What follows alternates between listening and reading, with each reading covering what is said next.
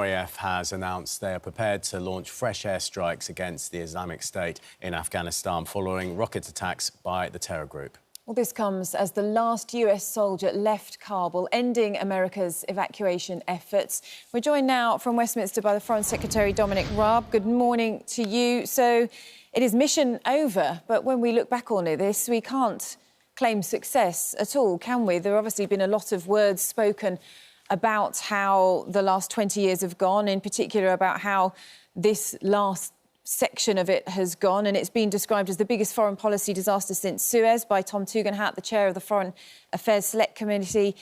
Johnny Mercer, former British Army officer and also a fellow Conservative MP, has described it as a catastrophe. Those are just a couple of the many criticisms that have been levelled over what happened. How would you summarise it? So it's obviously been very difficult, very challenging. If you look, though, at what's been achieved over the last 20 years, the sacrifice of all of those members of our armed forces, we haven't seen a terrorist attack committed from Afghanistan soil on the West or more widely. We have, through our aid and development policy, got 10 million more children into school. That includes 4 in 10 girls who would never have seen a school but before then. We've demined, I think working with our partners, 8 million. We've seen the number of mums dying in childbirth or pregnancy down by almost 50%. The question now is, though, how do we face the new reality with the Taliban in control? And I think we made an important start, only a first step, last night with our international partners, a UN Security Council resolution that was driven through very much at our behest, dealing with counter-terrorism, safe passage for those still wanting to leave the country, how we get a humanitarian lifeline because of the risk of a looming humanitarian disaster, and a whole range of other things. We need to make sure we bring in a wider group of countries. That's why Russia and China, but also the countries in the region, are important to exercise the maximum moderating influence we possibly can on the Taliban going forward. The issue is, though, isn't it, the urgency with all of it, because that's all very well and good, bringing people on board, putting a plan in place, but we needed this to have already happened. We needed to have got these people out more quickly. When you look at the numbers of those people that are left behind, it's in The Guardian today that suggestions it could be 7,000, even more. Some people are suggesting 9,000. There are an awful lot of people who, because of us, are now in Afghanistan at risk. We're all reading the reports about the killings, about the torture, about the notices and the Red Crosses that are put on people's doors. We don't have time to further down the line to sort things out. It needed to have been done previously. We're on the back foot with this, and it needs to be sorted out as a matter of urgency. Lives are on the line. Well, I agree, which is why in April we advised any British national to get out of Afghanistan. Since then, and in particular in the evacuation, 5,000 have. We think actually the number remaining are in the low hundreds. That's a broad estimate. There's the wider group of Arab people, Afghans who worked for us, and we can't give a definitive number of how many remaining. What I can tell you, though, is in total, with the Afghan workers, the British nationals, the special cases, the Afghan judges, journalists, women's rights defenders, we secured safe passage to over 17,000. Of course, we would have wanted more time, but that reflects the fact that the Taliban took control quicker than anyone had recognised would be the case. And also, of course, I think many Afghans, the surge in people coming forward when the reality of the situation bit, and that's totally understandable, it's human nature, but we were putting, and we did put in place, the arrangements and the advice back in April. OK. Well, it's one of the reasons that you don't know the numbers, because you haven't read your emails, because we're reading these reports that there are several thousand unread emails in Foreign Office inboxes filled with letters with pleas from people who are desperate for help. No, that's not right. The reason we don't know is because in relation to, and I've given you the estimate in relation to nationals, in relation to Afghans that worked for us, it depends on the eligibility, which needs to be checked. So what you've cited, of course, is important. People are getting in touch, sometimes multiple times. But it's true those emails haven't been read. So, sorry, can I just answer? There are 2 email inboxes that have been referred to. One relates to the Afghan workers, the Arab scheme, which is run by the MOD, not the or led by the MOD, not the Foreign Office. They've got an online resettlement process, so the people will be signposted towards that. In relation to the other one, it relates to special cases, which are effectively those seeking asylum.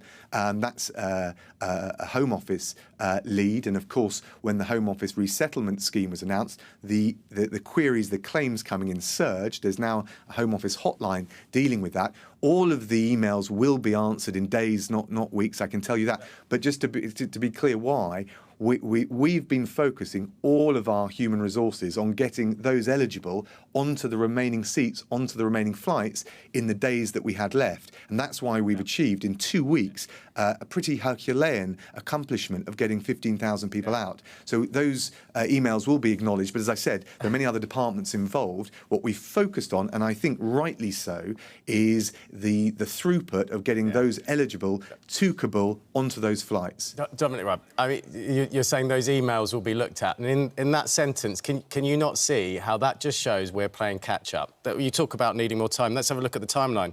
So this is on June the 1st. Local staff who worked for the UK government in Afghanistan, including many who worked as interpreters for UK forces in the country, so a massive risk now, if they're still in the country, will be eligible for expedited relocation to the UK under the Afghan relocation and assistance policy. So you talk about April, but it was only on June the 1st when they were eligible for the scheme. The 14th of August was the first RAF flight bringing people out. Now, fine, it caught a lot of people on the hop. People didn't know. But what about France? The French government began evacuating its local Afghan staff on May the 10th, including cooks, drivers and cleaners. The aim was to have only French staff remaining by July, and indeed a final evacuation flight for non-essential staff took place on July the 17th. That is 6 weeks ago. So if I'm an Afghan helping out the Allied forces, I would be thanking the Lord that I speak French, because I'd be in Paris by now, even if I'm a cleaner.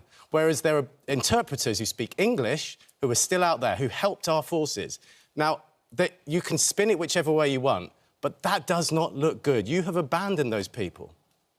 It's just factually not right. Let me give me the chance, if you will, to explain why. First of all, in relation to the direct people working for us, the vast majority of those have been brought back, and as I said before, over 17,000 in total, if you include the total figure. I don't think any country has done better. The ARAP scheme is broader than those that have just worked directly or employed directly for us, and of course, you're also reliant on those who want to come forward and leave their country, and the surge in those numbers took place once it was evident that the Taliban would take control. And of course, you can give advice and you can set up the scheme, but you're also reliant on identifying people and then wanting them to move, including with their families.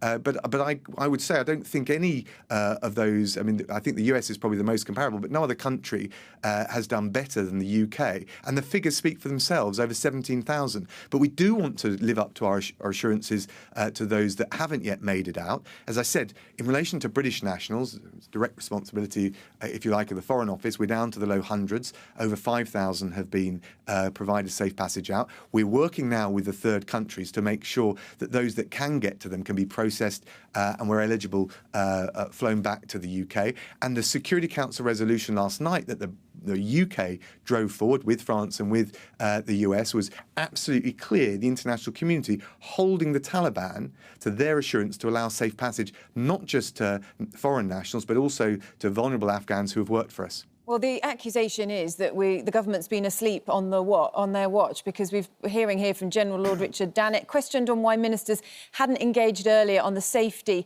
of Afghan allies. He says this issue has been on politicians' desks for 2 to 3 years. He said back in July, 45 senior officers wrote to the government saying there are people we're concerned about. If we don't do the right thing, their blood will be on our hands. It's unfathomable why it would appear the government was asleep on watch. They should have done better. And there seem to be a lot of examples of things that should have been done that weren't, phone calls that should have been made. It seems the accusation is levelled towards you, that not a single call was made to Afghan or Pakistani foreign ministers in the 6 months before Kabul fell, that basic things weren't done to help these people when they should have been.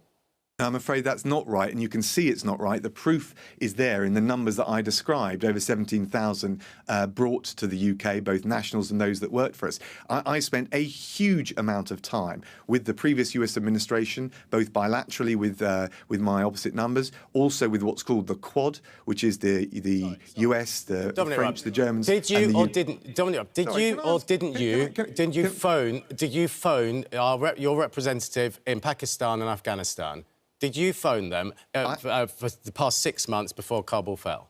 So what I was trying to set out, if you allow me to finish the answer, is the multiple calls, engagements, not just with the Americans, the Europeans, with all of our NATO allies, and indeed with partners in the region. I've had multiple calls with Foreign Minister Qureshi to make sure that we can provide the arrangements now, particularly as Kabul airport is for the moment closed. But you're right, if you're pressing me, of course, given the volume of time spent on Afghanistan and also Iraq, Iran, and all of the other issues we're dealing with, we do have a team effort. And so, for example, with the Afghan Foreign Minister, a question I've been asked a couple of times, Lord Ahmed, who's a Minister of State, held that particular relationship, and we made sure that we were focused on the priority. The priority, of course, has been trying to work with the Americans to be clear on the window that we've got and to expand the window as much as possible to get people out. I think everyone can see in retrospect that that is the thing that was most likely to influence the window that we had to get people out, and we argued for a conditions-based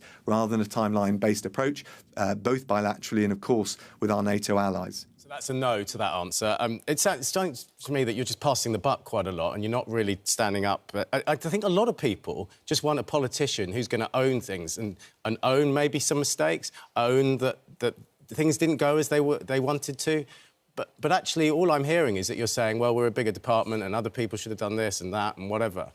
I absolutely haven't said that. And in fact, in the opposite, I would pay tribute to the work that happened in the emergency response team in London with the FCDO, but also the Home Office and the MOD planners, the work that was done on the ground in Kabul. And I would say, judge us by our results, over 17,000 British nationals, Afghan workers, Afghan judges, women's rights defenders, journalists that we secured out. I think that's probably the most challenging airlift that we've pulled off in living memory. Of course, there'll be lessons learned with the benefit of hindsight, and of course, the fundamental assessment that the Taliban would not take over so quickly is something that needs to be looked at. But that was an assumption that was a military assumption here in the UK, but also shared by our NATO allies, and that was the working assumption that we're operating to. I think in the context of those conditions and the time window we had,